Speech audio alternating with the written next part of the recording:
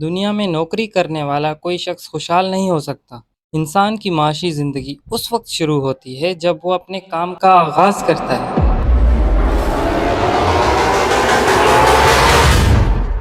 تعلیم شعور دیتی ہے، لیکن کامیابی ترقی کا تعلیم سے کوئی تعلق نہیں۔ اگر تعلیم سے روٹی کمائی جا سکتی تو آج دنیا کے تمام پروفیسر ارب پتی ہوتے۔ اس وقت دنیا میں 950 ارب پتی ہیں، لیکن ان میں ایک بھی پروفیسر، ڈاکٹر یا ماہر تعلیم شامل نہیں۔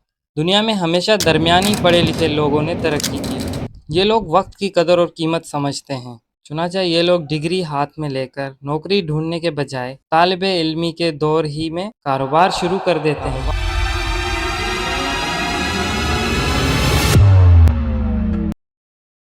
چنانچہ ان کی کامیابی انہیں کالج یا یونیورسٹی سے اسٹور، کارخانے یا منڈی میں لے جاتی ہے۔ یہاں وہ محنت سے مقام پاتے ہیں۔ دنیا میں ہر چیز کا متبادل موجود ہے، لیکن محنت کا کوئی شارٹ کٹ نہیں۔